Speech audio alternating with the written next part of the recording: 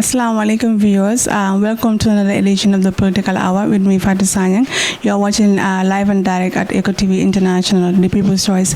Today we are here at Ebotown, Jeswang Ward, with the aspiring candidate for UDP who is recontesting for the local government elections, and by the name Habib ML Ceesay. Thank you for watching and follow us. Yeah, thank you very much. I welcome you to my office. My ward office here is my WDC office, and I'm the first councillor of this ward to have an office, because we are representing people. If you are representing people, then there should be an office for them. Any constraint or any difficulties they have, they will come here and share it with you, so that you address the needs and aspirations of their desire. So that's what we did, and we are grateful to have you here today. As we all know, the local government election is approaching. It's on Saturday. It's actually here. So why should the people of New Jeswang or Ebotown revote you in power, in office? Yeah, like I always said, we have about 4 points, which is youth empowerment and development. We have women's empowerment. We have environment and waste management, health and education. And if you look at all these points, some of them we about to exhaust them, but some of them we went too far, and we want to complete this the tax that was given to us by our people 2018.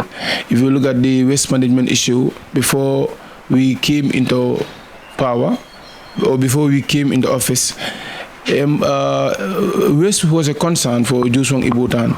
If you know Jeswang Ebotown very well, there are 3 things that if you come here, those are the 3 things you always put in mind, which is waste management. There is no good road network, and during the rainy season we have a lot of difficulties, because like we all know, here is a swamp area, which we have to admit. So, but if you look today, the waste management is not a concern anymore. We address it, and if you look all the logistics and all the strategies we put in place to make sure the people of Jeswang Ebotown, waste will not be their problem anymore, and we did, and we are very successful in that area, because we have a compactor truck that go around every day. Go to every compound to collect the waste, because we know that the ward is very big. It's the biggest ward of this municipality, that we provide a tricycle for the residents of Jeswang Ebotown. The tricycles do go round, to collect garbage, So honestly, that's we see that environment is everyone concerned, because as a human being, we need to protect our environment. So protecting environment, you have to lay your strategies to make sure, you address the needs and aspirations of the people. If you come to the women's empowerment, the women's garden, the famous women's garden at the New Jeswang women's garden at the Farokono, we are aware there was a time when the Minister of Local Government allocate land to businessmen to come and build their factories there. So, but we see this is a bad thing to us. And if our women did not have anywhere to go and do their horticulture, then where are we as a community? So when these informations reach to us, we find out, and eventually we have a solution to it. We said, look, this is our land, and this is where our mothers do horticulture. Then we will try our best to make sure that this land is protected from any destruction or any anything that will make their work dormant. So we went there, we have a conversations with the women's garden, and we even invited the media houses. We sent a signal to the local government, and also even the office of the president, to let them desist from this land, because this land is belong to our mothers. And eventually, they understand. And we involve all the stakeholders. the physical planning, NDMA, Minister of Lands, to make sure that they leave this land, and they did. And now our women are doing. If you go there, come on, they have a very nice crops. And also we support them with fertilizers. At times we train them to make sure that because we all know fertilizer is very expensive. The amount of money even the central governments give or to subsidize this the fertilizers is a huge amount of money. So but before we import fertilizers here, I think we should train them how to make fertilizers, and which we have a project for that. If we have a second term, we will make sure our women's, we train them to make fertilizers, and they will be using that fertilizers for their own gardens. Yeah, and if you look also youth empowerment, I think we did enough, because before I came as a councillor, there was a lot of gossips around that the employment rates here, but we make sure we create a platform for young people, because you cannot have a good job if you are not educated, or if you were not trained. So we make sure that we have a scholarship for youths, we train them, and some of them went further their educations, and even girls. Some of them we took them to Vicky's salons to study hairdressing and saloning. Some of them tailoring. Some of them are doing their management course at Kairaba Polytech, GTI, MDI. So we did our level best. And when it comes in terms of sport also, sport, every year since I became a councillor, we sponsor all the Nawetan teams. All the Nawetan teams, I mean. My first year was only, if I can remember fully, I think 2 or 3 Nawetan teams. But our second year went up to 4. Then this year, 7 Nawetan teams. And we also have some of these teams that normally play qualifier rounds. We make sure that we did our level best to them, to make sure, because to empower a youth is very vital in any society, because youths are the cream of tomorrow. So if you neglect the youth, then your future is not promising.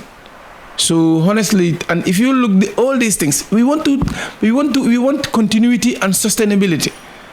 Because, for example, today I have my plans and I'm working towards my plan, and if I did not exhaust this plan or agendas, then that means that we are going backward. And if I have my second term, we will do the same model we did to bring this to bring the Mbali project. We use the same model to make sure, because like I said the beginning of my interview, here is a swamp area, and the water level also here is very high. So at times most of these soccerways and stuff get full early.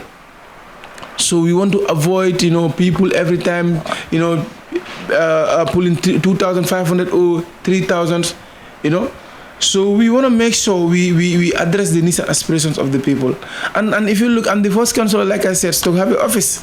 If anybody want to discuss anything, you come to my office. If you don't meet me, you meet my secretary. So all these things, and if you look at the education aspect of it, you see a lot of changes when you come in terms of education. The Kandiba School project, we make sure we did our part as a community. Has our double DC, because when we have the project through MRC Holland Foundation, they told us that now the community will do the demolition of the structures, and which we did, supported by my office. So honestly, we want to continue this work to make sure that every citizen tastes the development of our time, and which we are grateful, and we are very optimistic that inshallah, the people of Jeswang will elect us back to our office. Thank you so much. You have made mention of several developments, actually. So when it comes to transport, what development have you made? Because when we are coming, we saw even when it's not really in season, it's water everywhere. So did you actually work on that during your last season? Yeah, of course. I forgot to tell you some of the developments and some of the things we are thinking we want to do during our second term. already KMC this year, they passed a budget of 23 kilometer, and the roads were identified every wards. My wards benefited two routes from Sankun Silla up to Babum Fati, and from Ebotown Johnson up to Badala area. So, and also if you look, we have 2 roads from OIC project, which is from Joko up to Abuko, and also from Old Jeswang Cemetery up to Alcalos compound. So those are the development. And inshallah, all these things will be a part. We will make sure we collaborate with our international partners like we did to make sure road network, everybody is, that is a basic right. But people also have to understand, if you look at the laws of this country, we have agencies that are responsible for road network. You know, the councils is responsible for feeder roads, but the major highways is the responsibility of the National Road Authority, which is created through the Act of Parliament. You know, and if you look also the Ministry of Road Infrastructure, I think, you know, this is their responsibility. You know, but also we have stakeholders that have to make sure that everywhere they are building a road, they will make sure it go with the drainage system. Because Ebotown, if you build a road without proper drainage system, then the lifespan of that area, that road will not be long. So we are appealing, let them use their technocrats to make sure they do their feasibility study correctly before embarking on any roads. And for KMC, I am very optimistic that, you know, our planning department are working tirelessly to make sure that the roads they identify, you know, all those roads, you know, before end of this year, they will start the project, inshallah. You made mention that Ebotown is a swampy area. What have you done for people in the slums? We know Ebotown is so big. What actually what help have you done for people in the slums, in the flood, like during floods? What have you done for them? Yeah, of course. If you look at my office, you will see this lot of materials here. During the flooding, we do a lot of exercise because we collect data, and at times we have data of all the flood victims here.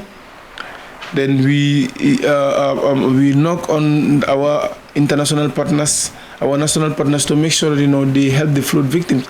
And with ourselves also we participated, because this year, last year, we make sure we have a pumping machines, whereby some of these victims, we will use the pumping machines, you know, to bring out the water. We did that, and also when it comes in terms of food, flooding. But I think, you know, the bigger picture, which is we live in a swamp area, and if you look at the poor road network, there is no proper drainage systems, and at times, you know, that also led to this flooding. But we are appealing to the authorities, all the stakeholders, to make sure they help the people of Ebotown, because it's not only about council, but this is about the ministry that are responsible for some of these areas. When you come in terms of disaster, we have an agency that is responsible. When you come in terms of environment issue, we have full ministry that is responsible. So let them come board, you know, we have a strategy to work on, so that, you know, this issue of this flooding will be a thing of the past. It will not repeat itself every year, flooding Ebotown, no. For us as a people of Ebotown, we are sick and tired of this thing. We want to stop it. We have areas that are more vulnerable than Ebotown when you go to Nema and some of the areas. But every year they will come and design projects. You know, at the end of the day, the people of Ebotown will not see anything. Then we want to graduate from that. Which people design projects?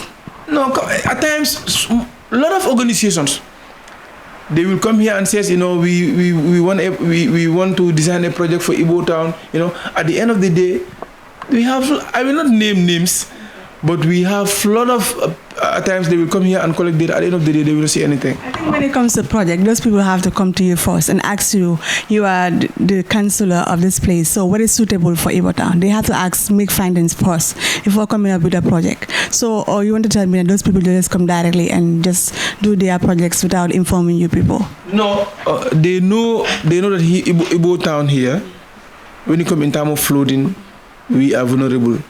So what they did, they said they want to design a project. Their organizations, they want to design a project for Ebotown then they will get back to us if they have funding.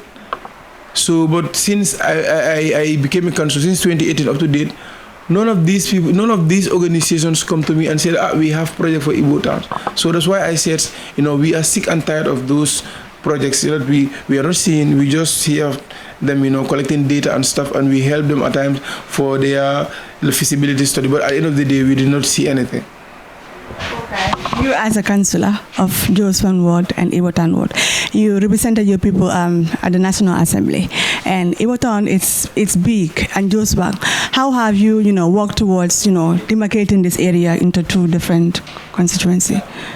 No, not National Assembly, at council. Council level. Yeah. Council level. If you look, there was a time when we have a project with the Minister of Information about the addressing of all the compounds, because the demarcations, like I said, physical planning they are responsible for demarcating and local government. So we have laws, like I said. I think they should be very concerned about the welfare of the people and the well-being of the people. Demarcations is not council's responsibility; it's their responsibility, and they should make sure all the areas, before any settlements, they should come there and do their survey and advise. And they were backed by the law, because if you look,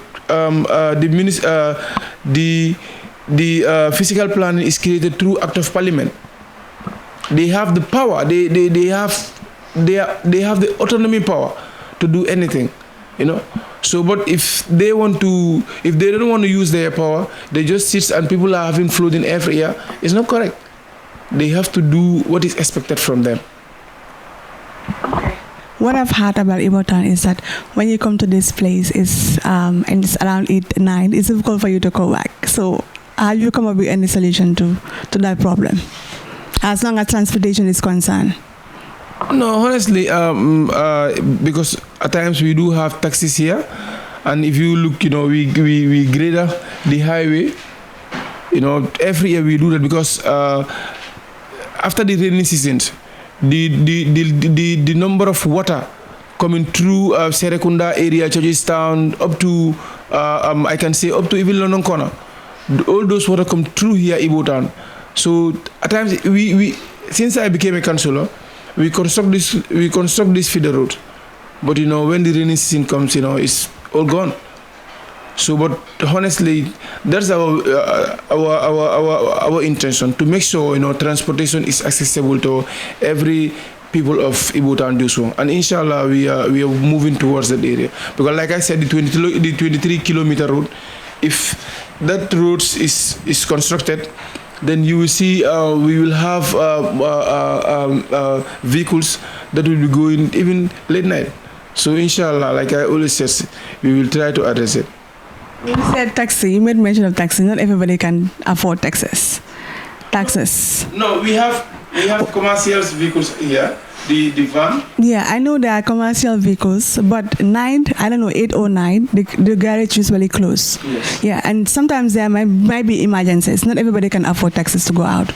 You might have an emergency to go to Serekunda or somewhere else, and you don't have the money to get a car, to hire a vehicle. Yeah, like I said, I have a responsibility as a councillor. What are you going to solve that issue? Because not everybody is equal. Some people are, they can only pay $10 to go to their destinations. Yeah, I think we cannot force any commercial vehicle, or we cannot force people to go and do or job extra time. We don't have that power. That is left with the people. But what we know, and we have a community ambulance. If anyone that is sick, if you call that number, the community ambulance will come and pick you and take you to the nearest hospital or clinic. We have that. And I think vehicles do go here. Even late night, you see vehicles going. So I don't think that should be an issue.